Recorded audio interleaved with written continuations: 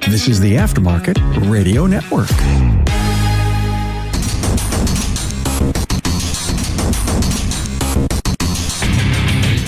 Welcome, everyone, to yet another episode of Diagnosing the Aftermarket A to Z. I'm Matt Fanslow, and today I kind of want to talk about shops offering services outside of auto repair. But first, let's hear a word from our sponsor, Napa Auto Tech Training.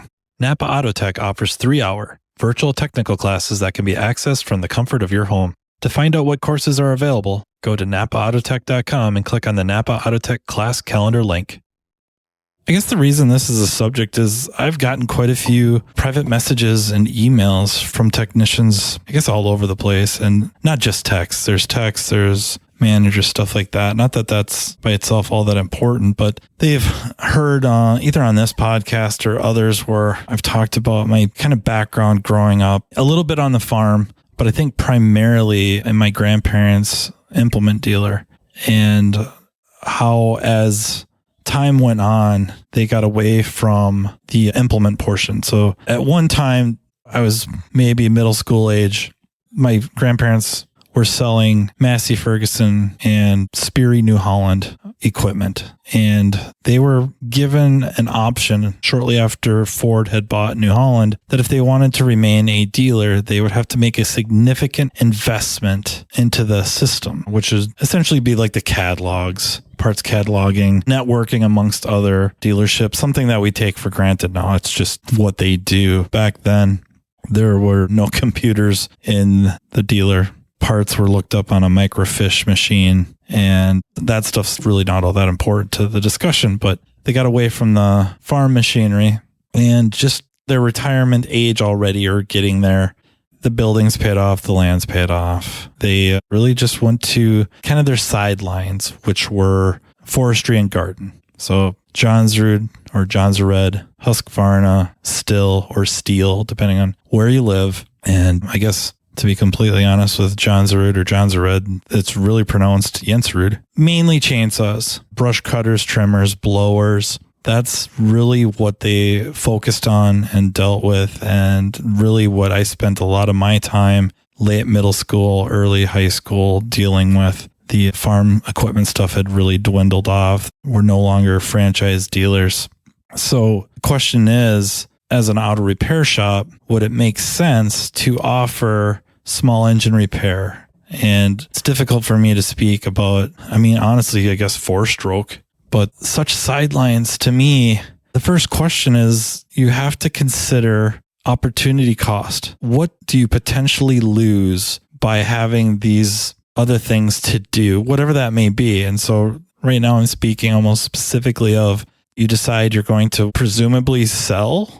We'll just stick with chainsaws and trimmers or lawnmowers. And if not, you're going to service them. Well, let's just talk about the sales. At least from my experience, which is now dated, there was very, very little money in sales. If you wanted to be one of those putting a high priority on the service, not just like fixing stuff and standing behind it, but you wanted to be able to talk with clients, help them pick out the right product, spend time with them, you were losing a massive amount of money doing that. Now there's no margins, and your best hope was for professionals to roll in because they knew exactly what they wanted. They probably just call you and tell you to set one aside. You had no time selling anything or explaining anything. There just was no margin on the consumer level products, and on the pro stuff, not that it was so great, but there was some, and you weren't going to spend time with them anyways. They didn't have the time to spend with you. They were going to stop by, grab their stuff and be gone. So just sales aside, service wise, this example, you're working on a chainsaw that doesn't start. If your shop labor rate is, pick a number, $120 an hour, and you're working on small displacement consumer model steel, you spend much more than an hour on it. They could have just bought a new saw. So that it gets rough right off the bat. And if you're going to drop your rate, now if you have a technician who could be doing work in the shop at $120 an hour versus working on this chainsaw for, let's just say for a number, $80 an hour, that's a loss. You're losing $40 per hour in opportunity cost. It just doesn't make it reasonable. There's repair facilities or dealers small engine shops that just focus on small engines, and the struggle's real for them. They can hardly afford to service these things. The only way it works is they have a really great lease or mortgage, or they've paid it off that they can afford that. The overhead is low enough. Their cost of doing business is low enough that they could afford to do that. And that would be great and all. But for a lot of us, you just can't swing it. Riverside Automotive does not. Anyone that's ever dropped off a lawnmower, I could probably count on one hand how often that's happened. I'm talking like smaller lawn and or garden tractors, probably on one hand. They pay the regular rate. They have to be willing to pay the regular rate. If we're working on this versus a car, we're not taking a loss on it. And within, I would say, the last 3 years, there hasn't been times where we could tell somebody if you can just leave it. And if we have a really, really slow day, that we'll go look at it. We don't have that opportunity. We can't do that. We don't have days like that even if they start out looking like that day, the phone rings a few times, we can't do it. So for this to happen, I think you have to be in a very special situation. You have to have that really low cost of doing business, or you're just in a region where you're really the only repair shop of anything within a certain radius. Then maybe you can do it. And it's more helpful to do it. It makes more sense because you are the one-stop shop and you're not just working on cars and trucks. You're working on everything. I guess I can see that happening. Kind of that really small town type thing. Like mathematically, it doesn't actually make a lot of sense. More, man, I hate to throw out the word ethic. I don't know if that's the right word ethically, but it just seems more reasonable to provide that in a very small town while maybe looking for one of your people or somebody else to open up something to take certain things off your hands, like maybe the small engine stuff that they start their own thing, even to the point where you're helping them start up their own thing. So now you can just focus on vehicles. Where I live, the population is under 1,000. The shop I work at is about 20,000 population, but I live for a little less than 20 minutes away. The town I live in, population's under 1,000. There is one repair shop. They do not do any small engine work. Any of that would probably end up at a farm implement dealer here, and I bet a lot of it doesn't get touched until winter because there's probably no way they're going to be working on anything small during planting season or harvest. The machinery is going to, the agriculture stuff, if we will, machinery and equipment is going to take the priority. For 98 years, the Napa name has meant quality parts and service. It also reflects top quality training programs to help you build a more successful vehicle repair business. No doubt, the technician shortage is impacting everyone, but you're not facing this battle alone. Napa has the solution by making Napa Autotech training available near you. Napa Autotech provides automotive aftermarket technicians career development opportunities through structured, disciplined, measured, and high-quality technical instruction, no matter the technician or service advisor's skill level. This instruction enhances understanding of vehicle systems, increases first-time repair capability, and overall customer satisfaction. It also prepares technicians to become ASE certified. It's a fact technicians who receive training to improve their knowledge and skills have a higher sense of job satisfaction. This reduces technician turnover and increases productivity, directly improving a shop's profitability. It is vital to the success of a shop's business that today's technicians are equipped to diagnose and repair today's complex vehicles. With our ever-changing technology, the technician's knowledge and skills need to be updated and refreshed on a regular basis. As you labor over the decision of whether to send your techs to get their skills sharpened, keep in mind, Napa Autotech training is an investment, not an expense, and it's available to all. Much of Napa Autotech's training is offered in more than one format to accommodate varieties of learning styles and training preferences so each person can maximize their learning. Whether you're more of a hands-on person or enjoy learning at your own pace, Napa Autotech is here to provide you with the training you need in the format that works best for you. To learn more about what Napa Autotech offers, contact napaautotech.com. It all comes down to the numbers and opportunity cost. That's a word that doesn't get used enough amongst a large number of our management. I see it once in a while. I mean, I'll level with you. The person I see it that uses the most in many of the groups, management owner type groups I'm in, is Dutch Silverstein. he will use that word a lot, but I don't see it shared a lot. It's not something commonly discussed, and I worry not commonly understood. It should be so fundamental to day to day. I don't mean it shouldn't weigh on people like to a taxing degree unless you're abusing it. Meaning, are you that shop owner that's got 1, 2, 3 vehicles in the shop, in the parking lot, assuming a constricted parking lot? If you're on a shop that's got freaking 10 acres and you got 6 cars, okay, big deal, right? Unless they're taking up customer parking spots. No, that doesn't make sense. So these are opportunity costs. You have a car taking up a hoist and you have 3 hoists and 2 techs. That is a major, major speed bump in everything. Productivity. It destroys it. And I empathize, I think, with why that seems to make sense, because it's your shop. You're the one paying the bills. You bought the hoist. I guess I empathize. I just don't sympathize, and I don't agree that if you start calculating that out, what you're paying for the storage of that vehicle is ridiculous. You better not complain about your checkbook or the shop not producing, because what you're paying in storage, you could probably rent multiple storage units. Again, you can't spot out numbers because we're talking about individual shops with individual costs and systems of production and stuff like that. So unfortunately, we have to speak somewhat vaguely about these things, and it has to be about the concept. But I think if everyone kind of considers the concept, then it makes a lot of sense. And it wouldn't always have to be the boss's car, right? There's a lot of shops that I've been in where one of the employees' vehicles is sitting on a hoist and has been there for weeks. And whatever it is, management trying to be nice, and I get it. Nowadays, people are kind of walking on eggshells in certain situations, but the opportunity cost has to be understood and considered by everyone under that roof. And really, as a profession, that should be something we talk about. What is the opportunity cost? What is the opportunity loss? That loss of income because of not just vehicles plugging up bays, but flaws to the system. Now we're back to the episode on common cause and special cause and processes. That what is the opportunity cost or loss with these flaws? And are we going to ignore them?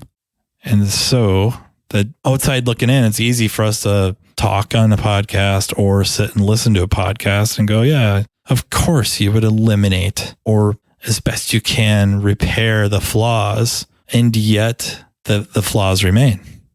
When hearing that, knowing about that, knowing that there's opportunity loss and knowing that there's flaws in the system, knowing that there's these hurdles, self-imposed, mind you, vehicles owned by the shop, owned by the shop owner, owned by an employee, taking up spots in the shop, outside of the shop. Is there dissonance when we go back to work and think about that and see that? And dissonance, I guess a psychological term, where I guess hypocrisy is somewhat related to it, although hypocrisy is a little more, I think, licensed. Yeah, people give themselves license when they're hypocrites, where dissonance is basically, I would say, an uncomfortable feeling of acknowledgement. Maybe an example would be that you love animals, you love all animals, care about them, and you're eating a hamburger. That feeling of contradicting yourself a little bit is called dissonance. So when you're sitting in your 20 group or sitting in the lobby at a trade show or listening to a podcast like this or reading a forum post or discussion, and they're talking about opportunity loss or finding flaws in systems and agreeing with it out loud or in your head, and then getting back to work, seeing that flaw and not doing anything about it. If there's kind of some discomfort, and there probably should be some discomfort, that would be dissonance. And when does that reach the point of action? When do you get sick of it and just decide like, okay, enough is enough. I have to do something about this. I have to have a conversation with an employee. I have to have, I'm going to have to figure out what I'm going to have to do with this vehicle. I haven't made any headway on it for 2 years. Maybe it's not sitting on a hoist. Maybe it's pushed up into the corner that could have a hoist or be better laid out for production. Kind of a crazy journey to go from chainsaws to dissonance, but I guess that's what I do. I don't know if that's a good thing, but yeah, it doesn't matter what sideline we're talking about to kind of get back on the beginning of the subject. If it's small engines, if it's larger, you're getting into even agricultural stuff or machinery, really anything. I don't know that we even have to start putting names on there. If you want to start fixing stereo equipment, you have to consider what is the gain versus what is the opportunity loss. What can we make as much money working on this as we do, what we do, I would say normally, right? Most shops were normally servicing, maintaining, repairing vehicles, diagnosing, analyzing. It can be relate that right to like just within auto repair, accessories, trailer hitch installations, audio system installations, classic car repair. I think that's been a common thread lately is, can you afford to be working on classic cars? Well, yeah, you probably should. What do you have to do to the system to allow yourself to make money at it? And not just make money, as much as you normally would. All right. So a lot of shops have a different rate for classic cars or cars that are over 20 years old. You have a higher labor rate. The labor rate might be in the realm of like the diagnostic rate because the cost isn't always just working on the car. Like we're in the Rust Belt, Minnesota, we salt the roads. Most of the classic cars we work on, like the vast majority of them, they're not that rusty. That's not where we run into problems. A lot of times it's not problems in the shop, so to speak, with taking it apart, putting it back together, or figuring out what is wrong. The problem is at the front counter or really behind the scenes, trying to find parts.